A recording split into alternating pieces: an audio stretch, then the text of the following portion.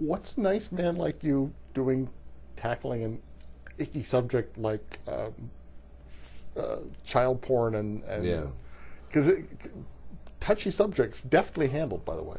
Well, I hope it is deftly handled, but it isn't as though I, set out to do it and said, I think what I'd do is I'll write a novel about convicted sex offenders living under a causeway, and pedophiles mixed together with people who were busted for crossing lines they didn't know existed and that sort of thing. Internet addiction and porn addiction and all. That's a good idea for a novel. I've never worked that way. What I find happens is that a subject or a story or a character or a context, as in this case, chooses me rather than I go out and choose it.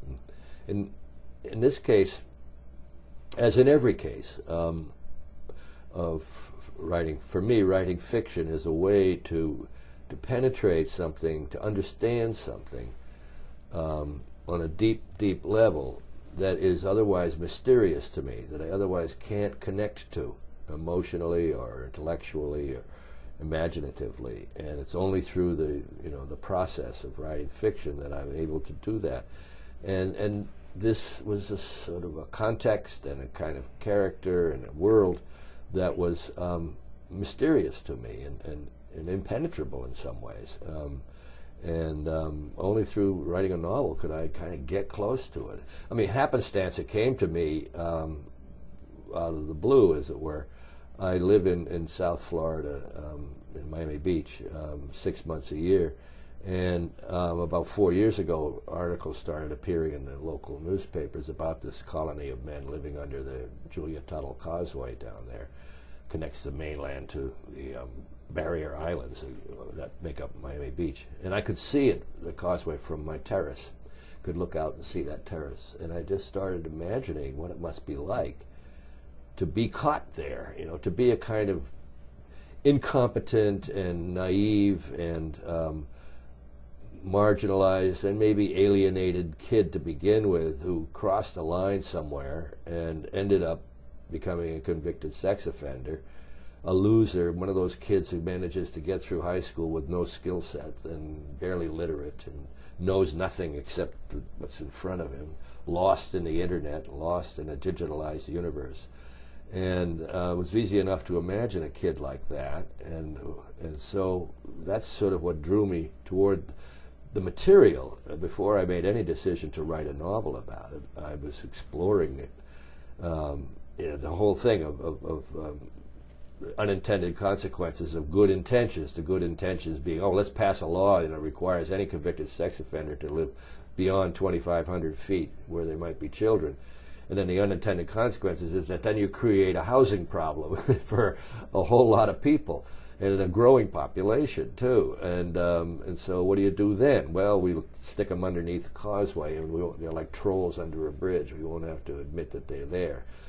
And so that part of it attracted. Then I wanted to do research on what the heck is a convicted sex offender? What's the legal background here? What's the history of it in the United States?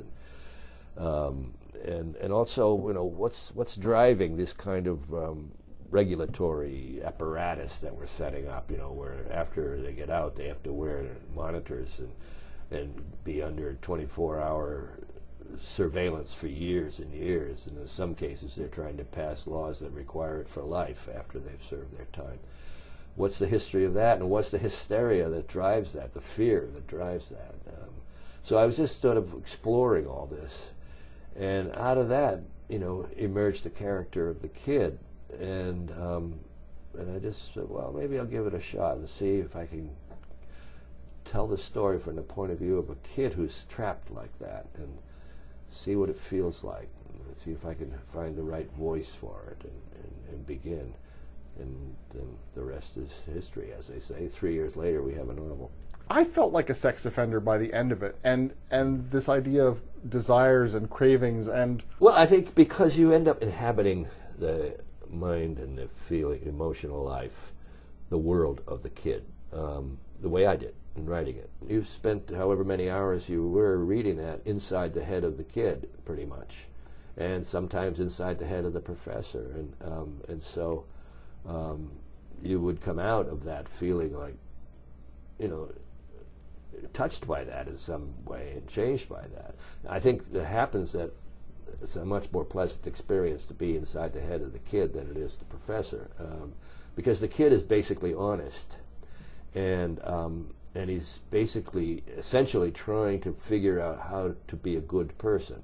He doesn't know, he doesn't have much of a skill set to get there, or not many tools to work with, but that's what he's questing, and he's trying to figure it out against great odds.